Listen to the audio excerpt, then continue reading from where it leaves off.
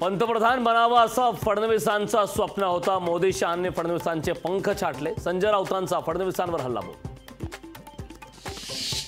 उद्धव ठाकरे मनोरुग्णासारखे वागतात। आदित्य ठाकरेंना मुख्यमंत्रीच काय मंत्रीही केलं नसतं। चंद्रशेखर बावनकुळेंची ठाकरेंवर टीका। रणजितसिंह मोहिते यांच्यावर भाजपचा आघोषित बहिष्कार। भाजपने रणजितसिंह मोहितेंना माढा मतदारसंघाच्या प्रचारापासून ठेवले दूर। राज्यात प्रचाराचा सुपर संडे। महायुती महाविकास आघाडीकडून आज प्रचार सभांचा धडाका।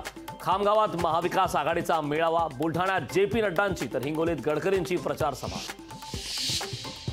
वंचितकडून लोकसभा उमेदवारांची 7वी यादी जाहीर। मावळमधून माधव जोशींना तर शिरूरमधून आफताब मकबूल शेख यांना उमेदवारी जाहीर।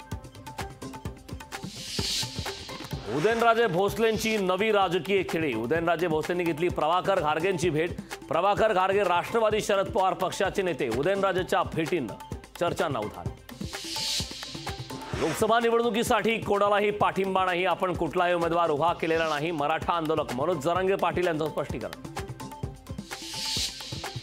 हेमंत सोरेन आणि अरविंद केजरीवाल यांच्या अटकेविरोधात इंडियाचा आक्रोश। रांचीच्या प्रभात तारा मैदानातून केंद्र सरकार विरोधात करणार आंदोलन। लोकसभेच्या पहिल्या टप्प्यातच कमी मतदान। 2019च्या तुलनेत मत टक्का घसरला।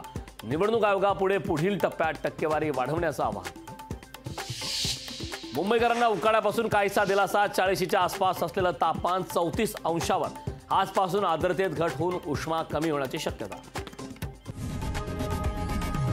लोकशाही मराठी ऐका, पहा, जागरूक रहा।